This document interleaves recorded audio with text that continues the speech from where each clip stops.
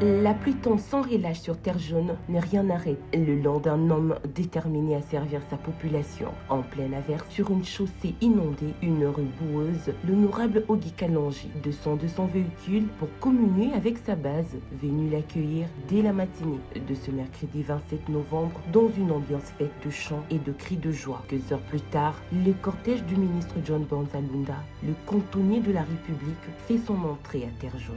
Sourire, accolade fraternelle, les deux hommes, porteurs de lourdes responsabilités, lancent officiellement le travaux d'un kilomètre de route et de 2 ouvrages anti-érosifs. Une lueur d'espoir pour cette zone longtemps menacée par l'érosion. Les habitants, certains prêts, autrefois abandonner leur maison, expriment un immense soulagement. La promesse de l'honorable Ogi Kalonji devient réalité. Son lobbying porte ses fruits. Sur place, le ministre des Infrastructures, John Banzalunda, félicite le député Ogi Kalonji pour son suivi constant et sa pression positive, saluant son engagement envers la Tchangou.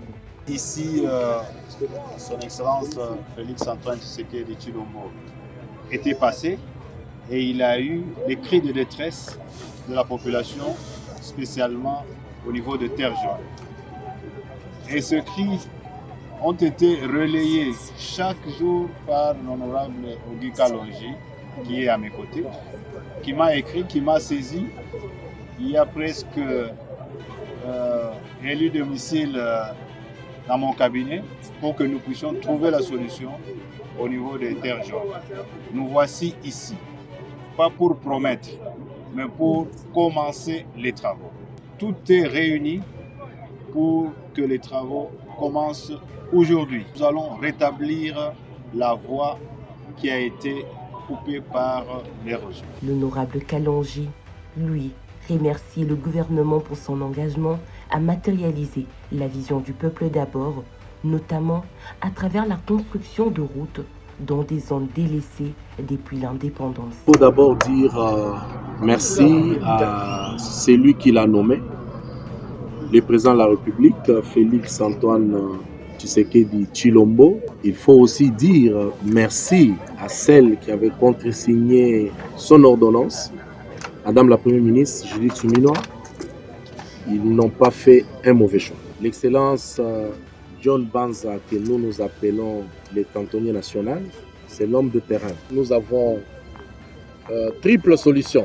Parce qu'il faut dire qu'avant, on plaidait pour cette tête d'érosion. Là où vous êtes, nous avons amené des immondices sur fonds propres. Il a dit que ça, c'est inacceptable. Il va agir. Sur BAT, il a encore mis l'argent, pas seulement BAT, sur Moukoko, il a mis l'argent, les choses avancent. Et ce sont des endroits qui n'ont jamais existé dans l'histoire. Aujourd'hui, grâce au président de la République, Félix Antoine Tshisekedi, ce qu'on appelait hier zone rouge, aujourd'hui, ça devient une zone éclairée. Profitant de son passage, Papa Terre Jaune annonce une bonne nouvelle, l'acquisition d'une parcelle destinée à accueillir un futur terrain municipal pour le jeune de Terre Jaune et de toute la Tchangou. L'accueil est explosif. Enfants, jeunes femmes et hommes longent les artères, galvanisés par la présence de leurs représentants, celui qui porte haut leur voix. Ils ont honoré celui qui s'appelle Yabisomoko, porté par le chant et les encouragements d'une population reconnaissante pour son lobbying et son engagement. Ému, l'infatigable Ogi Kalonji sort la tête de sa Jeep, prend le temps d'échanger, d'écouter et de rassurer.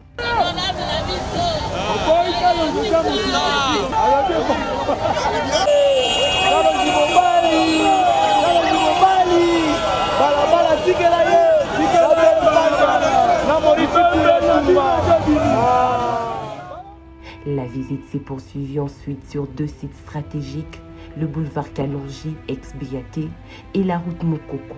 Ici encore, l'ambiance est totale. Les ministres séduits par l'avancée de travaux décident d'intervenir sur une tête d'érosion qui menace les ouvrages déjà réalisés. À Moukoko et Faubank, les travaux supervisés par l'ingénieur Baudouin avancent progressivement. Les travaux d'assainissement sont déjà à plus de 50%, ce qui est une grande satisfaction pour moi. Après les travaux d'assainissement, on va attaquer la chaussée. Donc je suis l'homme le plus heureux ici à Moukoko. La même chose pour BAT et Terre Jaune, dont les choses vont commencer dans un futur très très proche parce que le lancement a été effectué aujourd'hui. Donc je suis très très satisfait et je tiens à remercier le président de la République qui a mis tout le moyen pour que Tchangou soit transformé. À Terre Jaune comme à Moukoko, la Tchangou voit enfin renaître l'espoir, porté par 2 hommes de terrain et une population déterminée.